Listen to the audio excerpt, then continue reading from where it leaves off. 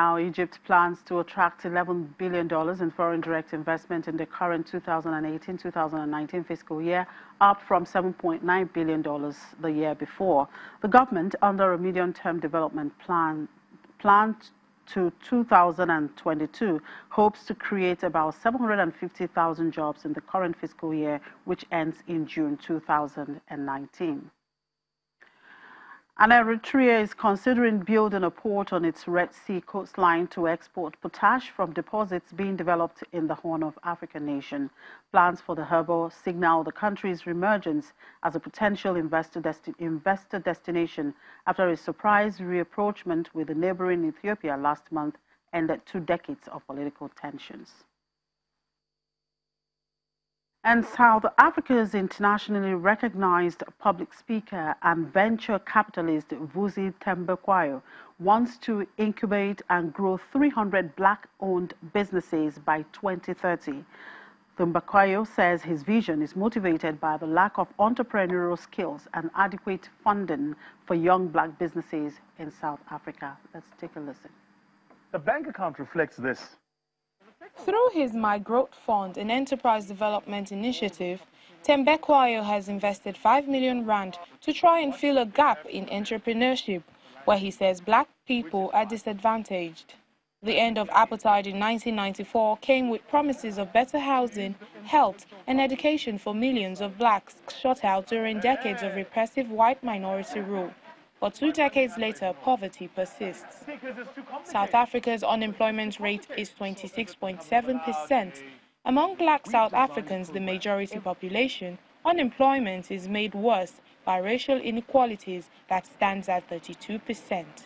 In most parts of the continent, Africans become entrepreneurs just as a means of survival, rather than because they have identified specific opportunities to exploit. Thembekwayo wants to help develop high-growth potential businesses that can add more value to the entrepreneurship space.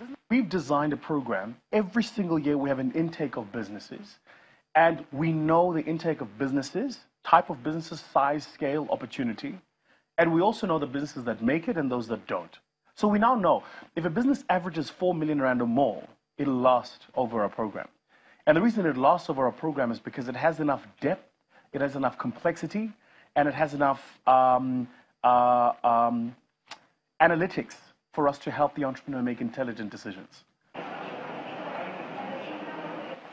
Former bankers Papa and Hetty Boache Yadom joined the My Growth Fund entrepreneurship program to help find an opportunity to expand their fashion business. African print clothing has always been in the marketplace, but typically what we find is that it normally exists within the informal sector. And so our biggest point of difference is that we've actually formalized the business aspect of the African print fashion industry.